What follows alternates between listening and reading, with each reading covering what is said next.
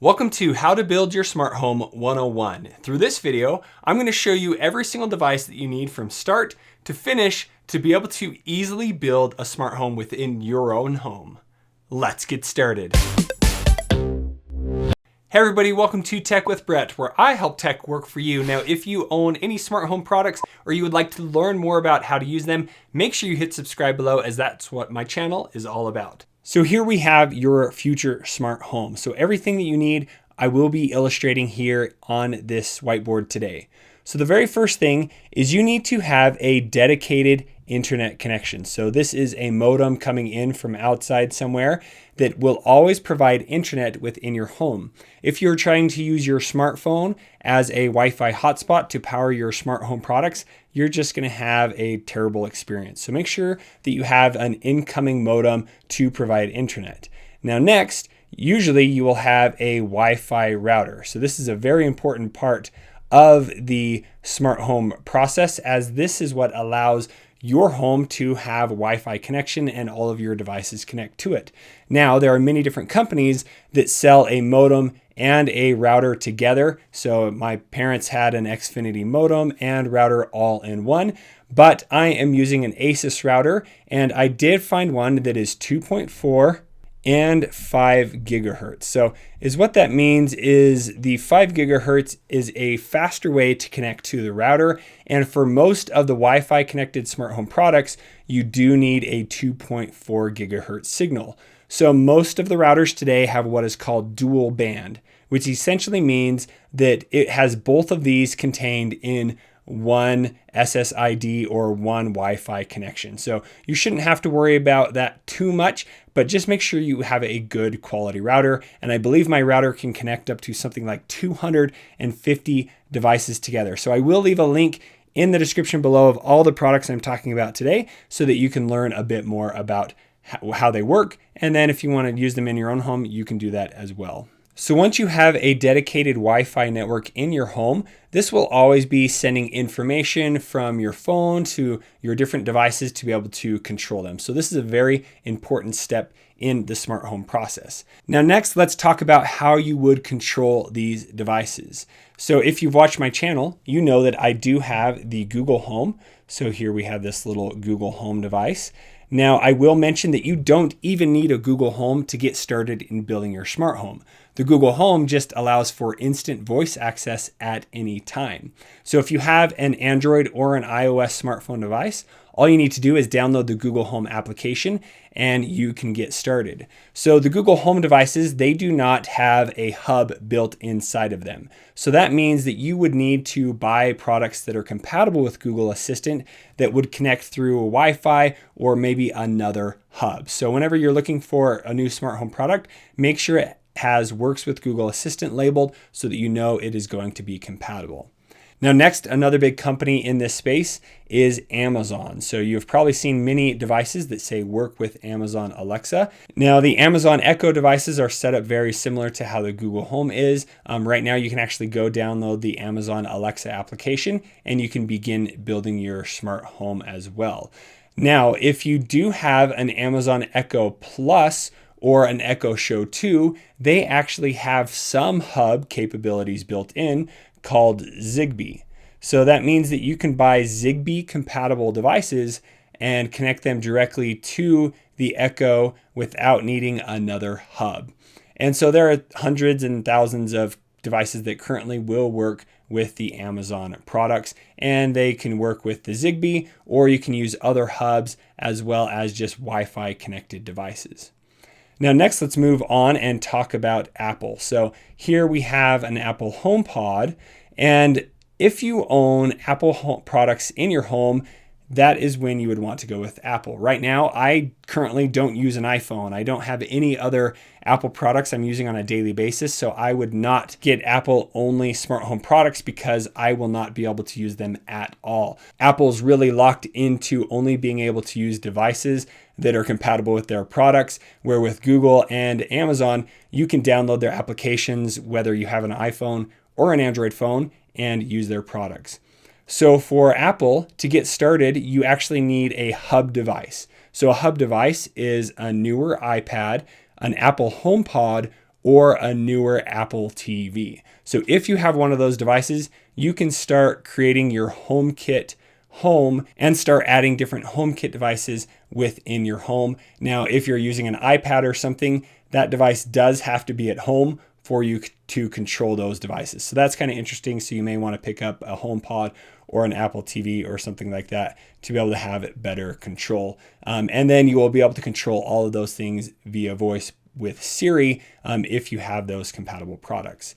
And then last here, we actually have Cortana. So Cortana is kind of new to this space, or Microsoft, where they only have a few different supported services that you can connect to. So like LifeX, Samsung SmartThings, and a few others, but they're just getting started. So they do actually have a smart speaker you can purchase, or you can just download the Cortana app on your Android or your iPhone device to be able to get those connected and start using Cortana to control your smart home.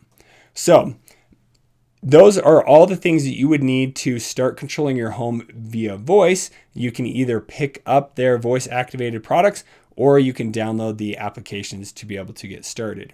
Now, all of these products will connect to your internet via Wi-Fi connection. So as long as you already have that Wi-Fi, it'll be very simple to get them connected up. Now let's talk about different products you would need to connect other smart home products to your home.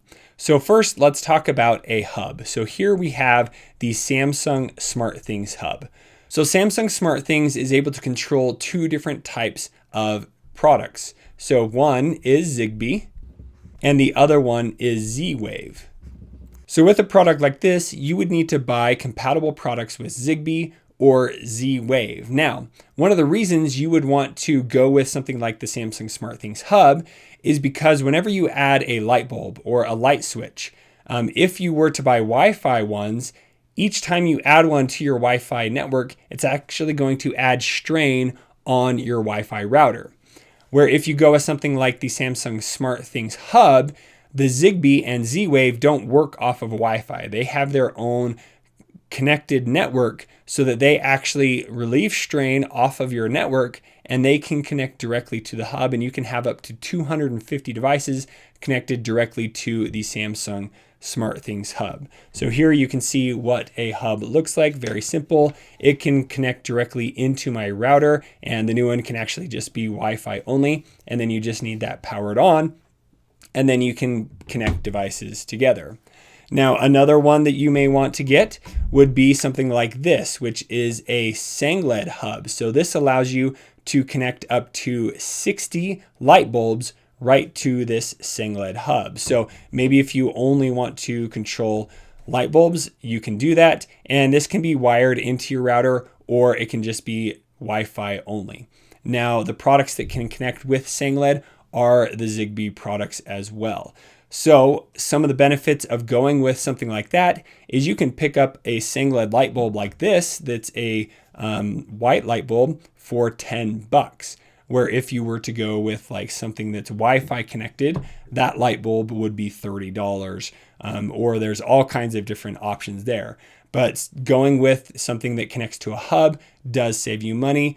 The hubs could range from $50 to $100. If you get something like the Philips Hue hub, that will cost you $50. And then the products are going to be a little less to connect to that. So if you do get a hub, those are some of the reasons why you would want a hub, as it's going to remove strain on your network, and the devices are going to connect directly to the hub to make it very easy to control. Now, some of the products, like let's say we have the Echo Show 2 here. So this is Amazon's smart display. Built into here is actually a Zigbee hub. So just like the Echo Plus, the Echo Show 2 has that Zigbee hub built in. So then that means you wouldn't need to buy another hub like this. You could just pick up the Echo Show 2, and then you can pair compatible products right to this. And then that's, again, removing strain off of your Wi-Fi network. And then, like I said before, if you get an Apple iPad, that would be how you can control your HomeKit devices, because they connect directly to your router, but then they their signal is transferred through the iPad so that you can create different routines and everything. So those are different ways in which you can control and add smart home products to your home. Now let's talk about the different types of smart home products. So a simple product, one of the first ones I got started with was my Nest thermostat. So Nest is a product that's compatible with all of these different smart home companies, and it was very easy to install, and it connects directly through my Wi-Fi.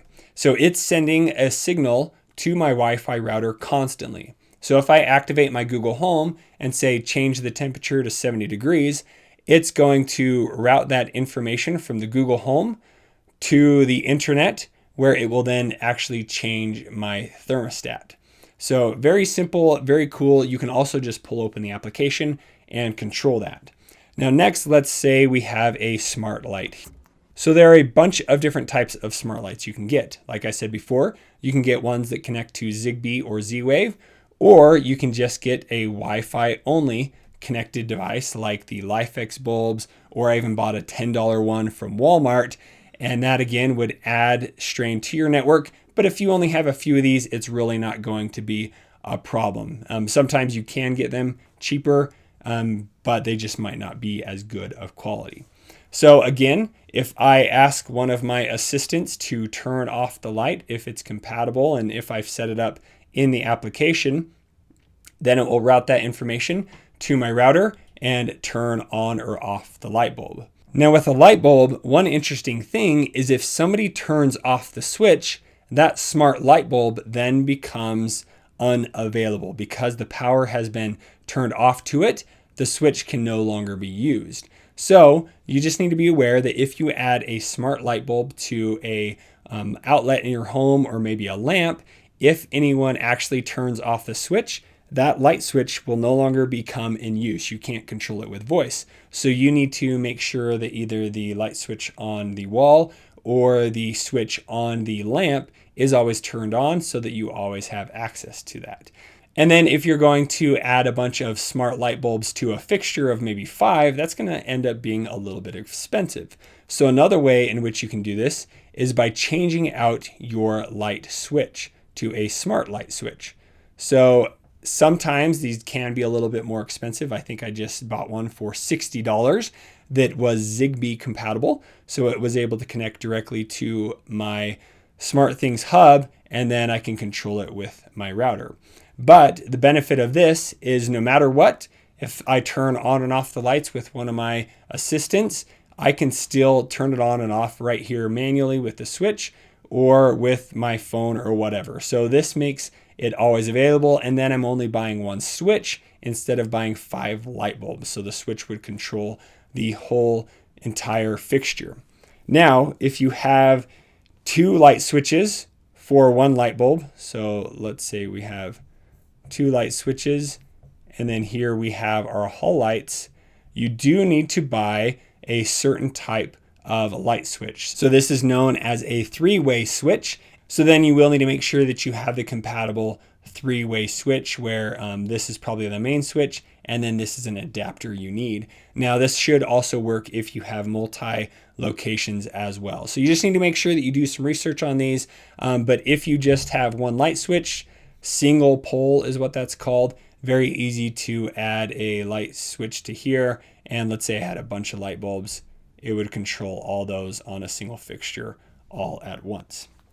So then some other products that I've used is here we have like a smart outlet. So this is really convenient if maybe I have Christmas lights or I want to turn off a certain light or a lamp in a room without having to deal with getting a smart light bulb. This can do that as well. You can get them so they are Wi-Fi connected, or you can get them Zigbee and Z-Wave so they would connect to your hub as well. And then I have a bunch of different smart cameras. So here we have a product called WiseCam, and it's only about $25, and it will connect to your Echo devices. So you can actually view this camera right here on the Echo Show, but it's not compatible with Google Assistant. So you just need to make sure that any product you buy is compatible with what products you already have. So last here we have the Nest Hello doorbell. So if somebody rings this, it can automatically alert my Google Home. And then here we have the Ring video doorbell. So the Ring doorbell is only compatible with the Echo Show to show pictures or the Amazon Alexa app, where with the Nest, you can actually view the Nest Hello on both the Google Home Hub as well as the Echo Show from Amazon. So just be aware, if you have a Ring video doorbell, it will not work with your Chromecast and your Google Home Hub devices. So there are hundreds of different products. I will be showing off a bunch more smart cameras in the near future. But for right now, just make sure that if you're purchasing any of these, that you know what you want and that it will be compatible with your different products. So to recap what you need to do, first off, you need a dedicated Wi-Fi network connection. If you don't have that, you won't be able to control your devices when you're away from home. So right now, if I left my home, I could pull open my phone over here, activate my Google Assistant, and I could say, turn off all the lights in my house, and it would turn off all the lights at once. Without the internet, we wouldn't be able to do that. So then you need to make sure that you know where you kind of want to build your smart home. So you could be like me and you could get a bunch of Google Home devices and Echo devices, kind of have a split personality, or you could stick to one where you have all Google Homes. And we'll get into the difference about those on another video, definitely. That will take a lot of time to cover. So decide where you want to go. And so then you would need products that are Google Assistant compatible, Amazon Alexa compatible, Apple HomeKit compatible, or Cortana compatible. And then once you have that, decide what kind of lights that you want. Do you want to just add a few smart Wi-Fi light bulbs to your router? That's very easy to do. You can go pick up one. So then you would connect it to its compatible app, and then you would go through here and connect it to one of those.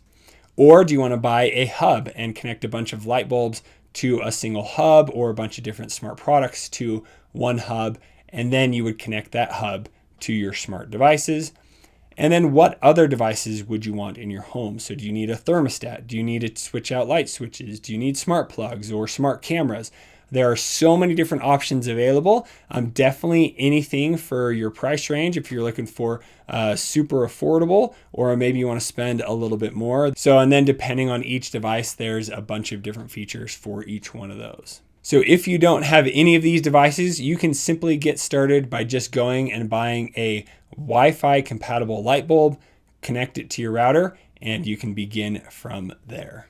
And then once you get one of those set up, maybe you want to get a voice activated speaker in your home, you can go and pick up a Google Home Mini for under $50, or you could pick up an Echo Dot for under $50 as well. And then you can begin controlling your smart home all via voice. And then you can create rooms and different groups and routines where it automates certain things by certain commands that you would say. And so there's just so many things that you can do once you begin starting with one device, and then you can build from there. Now, I do suggest that if you start using one, maybe you start using SmartThings, try and get all your devices to be connected through the same protocol. So either Zigbee or Z-Wave. It's just going to save you a bunch of money in the long run. Right now in my home, I have a bunch of devices from all kinds of sorts, and so it gets a little confusing. But the goal here would be to have less applications you need. So if everything connects to one hub, like the SmartThings hub, that's only one app you need to go in to adjust things, and then you can go into the Google Home and control all of that as well. Now, I know that was a lot to take in, but hopefully that helps you know exactly where you want to go with your own smart home so that you can save money and find the best devices for you. Now, if you do have any further questions, I'm always available in the comments below. And if you would like to see more compatible products for your Google Home or your Amazon Echo devices, make sure you select the playlist over here on the side. Thank you so much for watching. We'll see you on the next one.